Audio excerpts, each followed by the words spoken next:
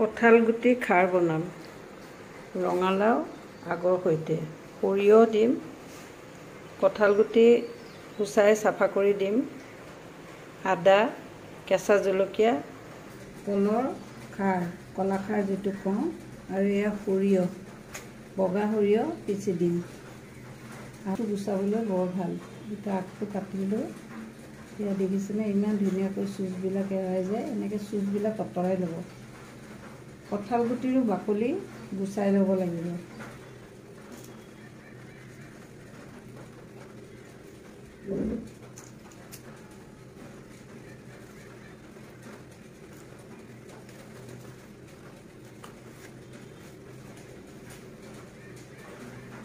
পাতকেইটা কোমল কোমল, ডাঙৰ যদিও কোমল কোমল, বাৰীৰ নিজৰ কিটচেন গাৰ্ডেনৰ হয়।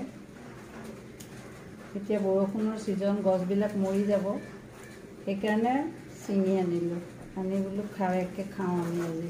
ৰঙালাওৰ আগ, এয়া কঁঠাল গুটি মোৰ গুচাই হৈ গ'ল।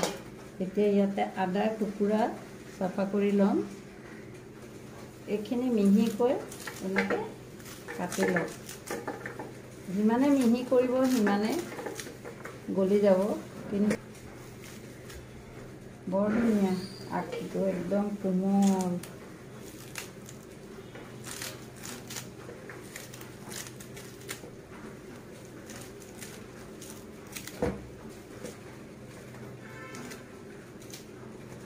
খাৰ দিলে এনেও চব বস্তু গলিয়ে যায়। আত্মৰ গলি গ'লে খাৰখন খাই ভাল লাগে।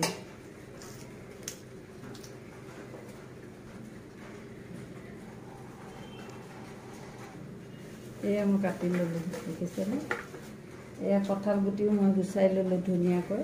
জলকীয়া আৰু সৰিয়হৰ তেল অকণমান দিছোঁ। ইয়াতে মই এয়া ক'লা সৰিয়হ 1 চামুচ ফুটাই ল'ম। মই অকণ বেলেগকৈ বনাইছোঁ খাৰটো। এতিয়া এয়া দেখিছেনে ৰঙালাও পাত,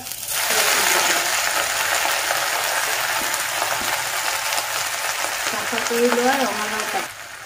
মচুৰ দালি 1 মুঠি ধুই লৈছিলোঁ, সেইখিনিও দিলোঁ।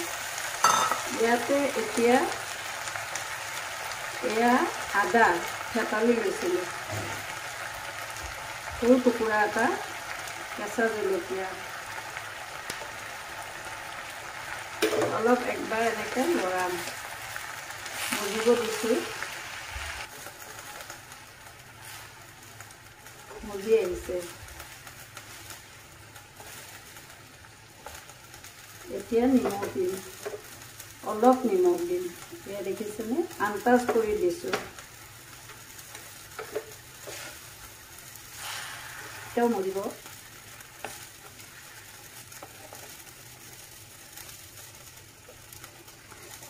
কলৰ খাৰ, এইটো কলৰ খাৰ, ইয়াৰ পৰা 1 চামুচ দিম মই। এইখন চামুচেৰে এয়া, এইখন চামুচেৰে 1 চামুচ। খাৰ দিয়াৰ পিছত আৰু মজি গ'ল। এতিয়া কঁঠাল গুটিকেইটা দিম। কঁঠাল গুটিও একেলগে সিজি যাব। এয়া সৰিয়হ পিচি থৈছোঁ, হ'বৰ সময়ত ইয়াৰ পৰা 2 চামুচ দিম, কেঁচা সৰিয়হ।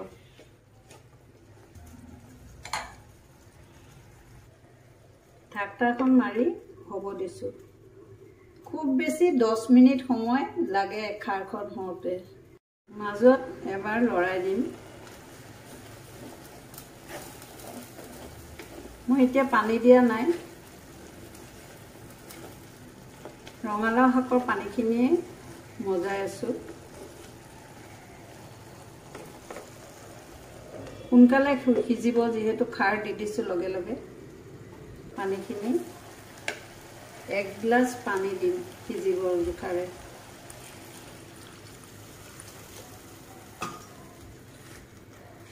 ঢাকনাখন লগাই সিজিব দিছোঁ।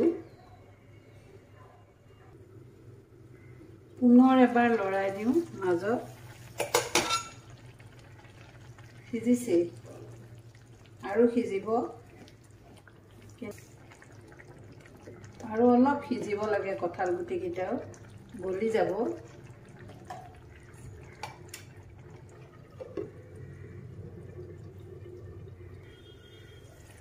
এয়া হৈ গৈছে